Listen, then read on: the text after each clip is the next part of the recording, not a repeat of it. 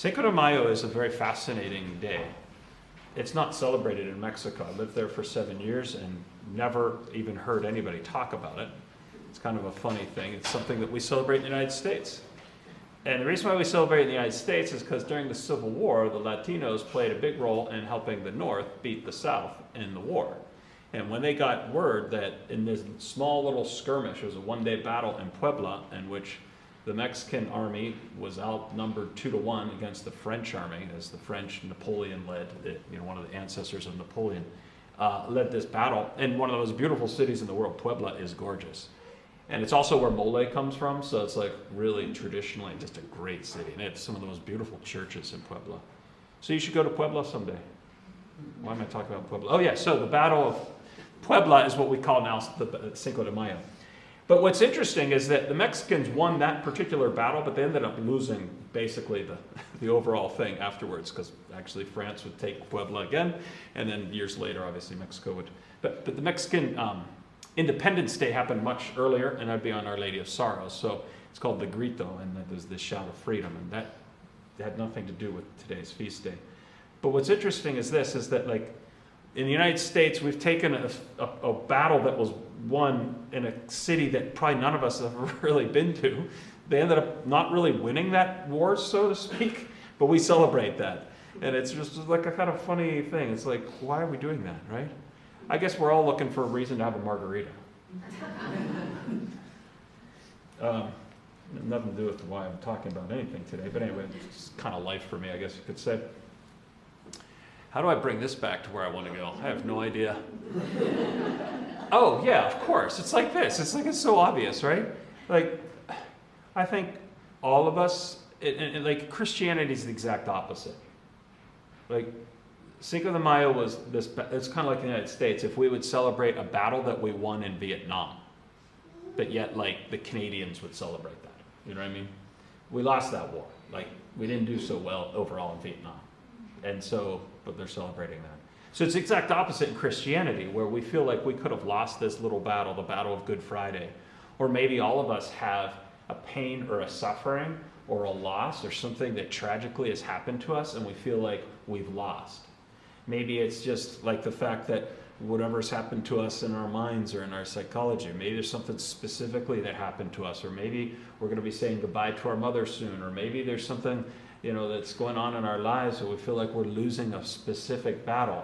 Well, you know what? The war itself has been won by Jesus Christ.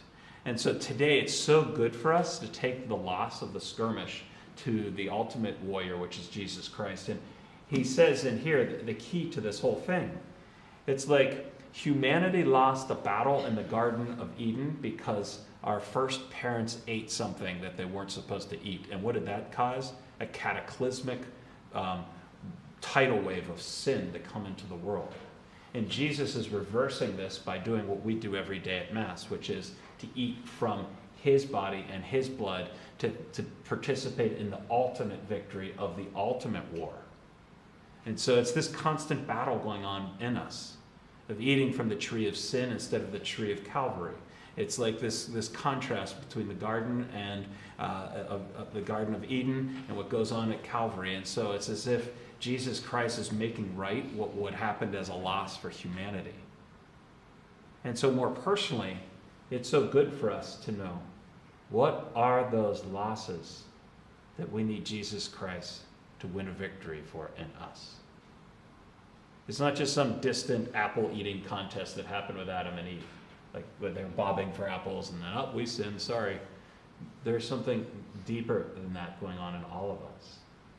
And until we let the Eucharistic body of Jesus Christ into those darkest holes, those moments where we feel like we've lost, we're just going to be sitting on the sideline of this. And one of the fruits of all of this is recognizing something that is so dear to everything we're hearing in these Gospels, which for me, if I don't read this over and over again, I forget. But he's constantly doing what? Unless no one can come to me unless the Father who sent me draw him. Everyone who listens to my Father, not that anyone has seen the Father, he has seen the Father. He's constantly referring us to the Father. When was the last time we sat on our Father's lap and just explain to God the Father how you want Jesus Christ to win this victory through the Eucharist in this area of a battle that you have. Because it's going to be sitting in our identity as sons and daughters, which is our first identity. It's truly who we are. Because let's face it, we're conceived in our parents' womb. The first and the foremost identity of who we are is that we are the Father's beloved child in whom he's well pleased. And it's to sit in that reality.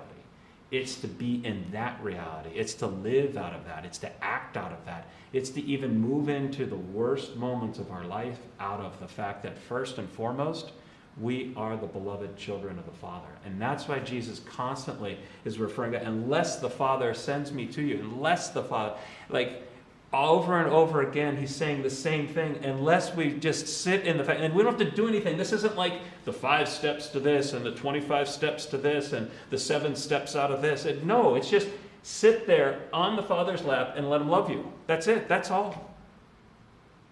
And so what the world does is draws us out of that and says, yeah, but I have to eat tacos today. No, I need guacamole. I need this, and I need to do this, and I got my 50 trillion to-do list, and if only I can get above this, and then I'll be good. No, wrong. Then tomorrow, the same rat race is going to happen again. Ask yourself, when did you get everything in the world accomplished and then feel at peace? Never. That's not going to happen. That's called utopia. And that's the world trying to make us feel like we're never going to win this battle, which is true. By ourselves, we're not. And so that's why Jesus, during this time, is sharing his victory by just saying, hey, just sit on your daddy's lap, just as you did when you were conceived. You didn't have to do anything. God doesn't need us to do anything. We just need to be his children. So let us today relish the fact that Cinco de Mayo is actually an invitation for us to take the losses of the battles of our life, sitting on the Father's lap and eating that Eucharistic Jesus so as to nurture us the way we need to be cuddled and loved by God.